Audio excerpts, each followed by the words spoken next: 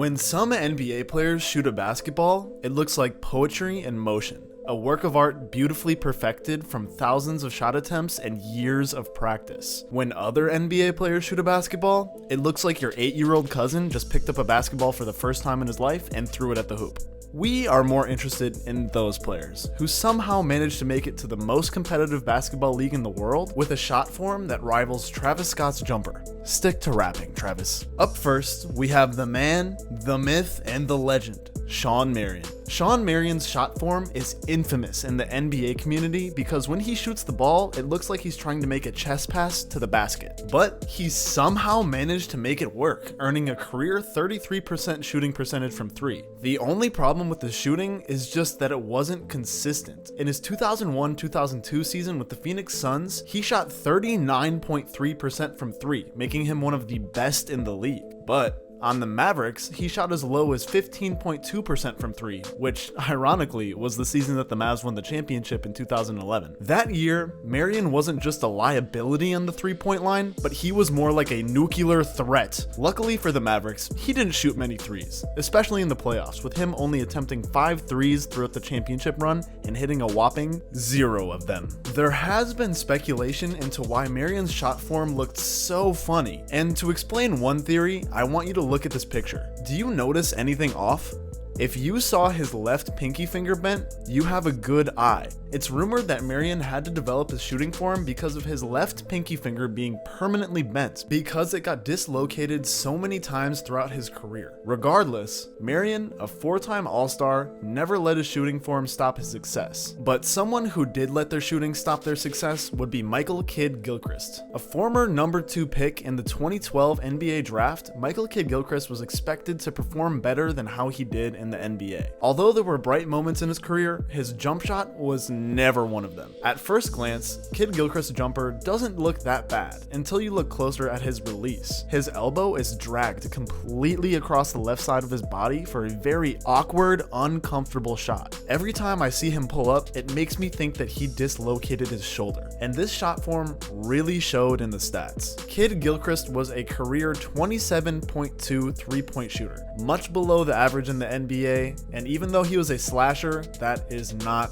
good. I will give it to him though, he did shoot 42.9% in 1 year of his career, but that's also because he only played 7 games. In the 2017-2018 season though, Kidd-Gilchrist played 74 games and shot 0% from 3. Kidd-Gilchrist would never fix this ugly jumper. But next up, we actually have a person who did that, and his name is Lonzo Ball. Now, maybe Lonzo was trying to shoot over his dad's massive ego or the expectations put on him, but his shot form simply did not look pretty. Normally, when players set up for their shot, they set up above or at their head, which Lonzo does, but horizontally, Lonzo sets up his shot on the left side of his head while being a right-handed shooter. This unconventional shot movement reduces the power that he's able to get on his shot and makes Lonzo have to flick the ball and get power from his arm and wrist. In his first year on the Lakers, Lonzo had a 30.5% 3-point shot, much below what Magic expected from him. So Lonzo took it upon himself to fix his shot, and it actually worked. As you can see throughout his career, Lonzo improved his 3-point percentage every single year. Even in his most recent season in 2021 to 2022, he finished at a whopping 42.3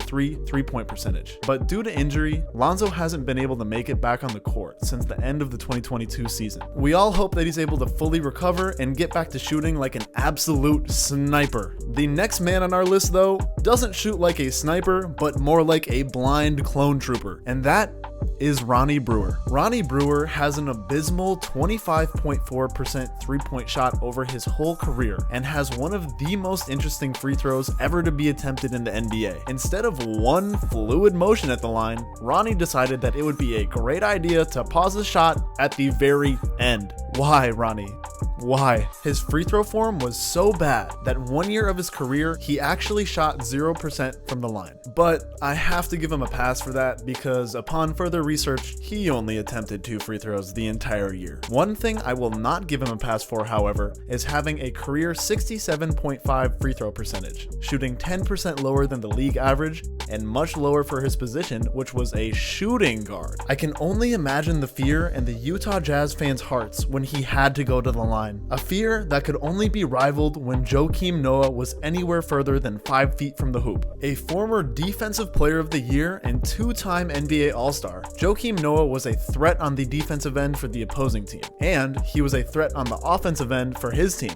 Oh, but the threat was to miss the rim completely. Look at Joakim Noah's shot form here. Even if this was your first time watching a basketball game, you would know that this shot looked terrible. With the defense giving him miles of space, for a good reason, Noah leans back into his own body, bends down, and uses both of his hands to grip the ball seemingly sideways, shoots it, and misses it. Ray Allen, Steph Curry, and JJ Redick all must have panic attacks looking at Joakim Noah's shot form, which resulted in, you guessed it, poor shooting splits. Noah shot 0 from 16 from the three-point line in his career. He had a 70% free throw percentage and shot 49.3 from 2. But he was a valuable member of the Bulls team with prime D-Rose, and what he lacked offensively, he made up for on the defensive end. I hope that you enjoyed watching these players shoot a basketball, because I'm sure their fan bases did not.